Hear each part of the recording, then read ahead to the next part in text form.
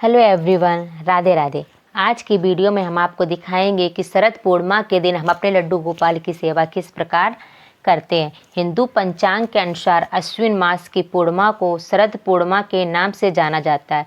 शरद पूर्णिमा को चंद्रमा पूर्ण 16 कलाओं से युक्त होता है, इसलिए श्री कृष्ण ने महाराज लीला के लिए इस रात्रि को चुना था।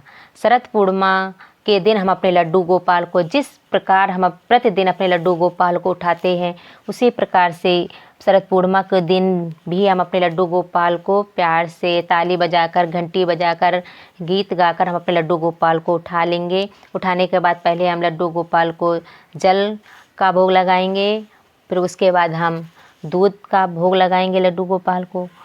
हम अपने लड्डू गोपाल को तुरंत उठाने के बाद नहीं स्नान कराएंगे, उसके 10 या 15 मिनट के बाद ही हम अपने लड्डू गोपाल का स्नान कराएंगे। जिस पात्र में हम अपने लड्डू गोपाल का प्रतिदिन स्नान कराते हैं, उस पात्र को ले लेंगे, उसमें स्वास्तिक बना लेंगे, फूल तुलसी दल रख कर उसमें हम लड्डू गोपाल को विराजमान कर देंगे।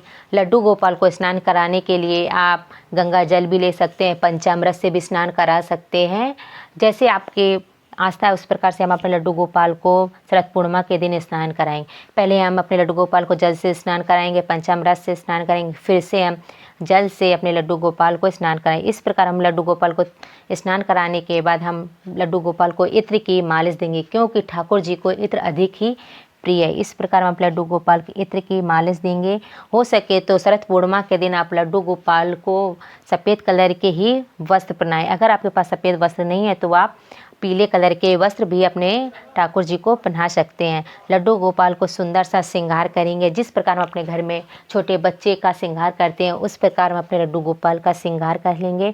श्रृंगार करने के बाद हम अपने लड्डू गोपाल को सिंहासन पर विराजमान कर देंगे। लड्डू को पहले सुंदर सा श्रृंगार कर लेंगे और विराजमान कर देंगे। विराजमान करने के बाद में हम अपने कलश की स्थापना करेंगे। कलश की स्थापना करने के लिए हम चावल का आसन देंगे, जल से भरा हुआ जल लोटा रख देंगे, उसमें स्वास्तिक, कंठ में कलावा बांध लेंगे, जल भर देंगे, उसमें रोली, चंदन, फूल, पुष्प, अक्षत डालकर हम अपने लोटे की जल की कलश की स्थापना करेंगे। कलश पर आप 5 आम के पत्ते या अशोक के पत्ते भी ले सकते हैं। उस पर रोली, चंदन आदि का तिलक कर देंगे। पत्ते आम के पत्ते पर अक्षत से भरी हुई कटोरी कलश के ऊपर रख देंगे। रखने के बाद में अगर यदि आपके पास सत्यनारायण भगवान जी की फ़ोटो है या नहीं है तो आप अपने लड्डू गोपाल की भी सेवा करिए। अगर है तो शरद पूर्णिमा के दिन आप सत्यनारायण भगवान जी की प्रतिमा को स्थापित करके उस पर हम कलावा रूपी स्वरूप वस्त्र पहना देंगे।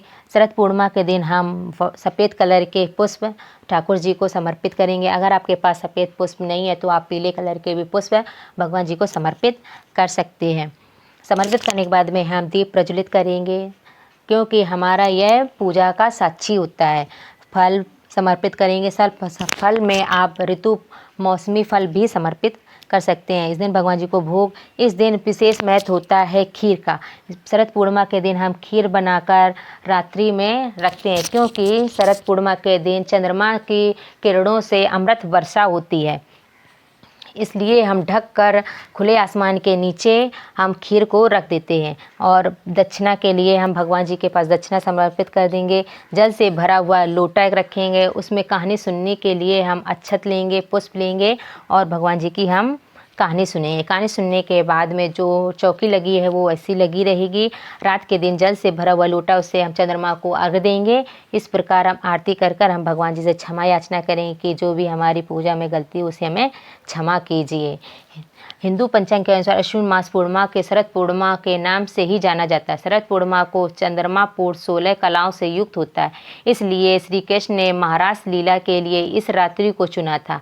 इस रात्रि चंद्रमा की किरणों से अमृत वर्षा होती है और माँ लक्ष्मी पृथ्वी पर आती हैं। वैज्ञानिकों की दृष्टि से भी यह रात्रि स्वास्थ्य एवं सकारात्मकता प्रदान करने वाली मानी जाती है। शरद पूर्णिमा के दिन खीर बनाकर खुले आसमान के नीचे जाली ढककर रखी जाती है। इस रात्रि चंद्रमा के किरणों से अमृत की वर्षा होती है। यदि आपको हमें यह जानकारी आपको अच्छी लगी तो हमारे चैनल को लाइक सब्सक्राइब अवश्य करें। सब्सक्राइब अवश्य करें। राधे राधे, हरे कृष्णा।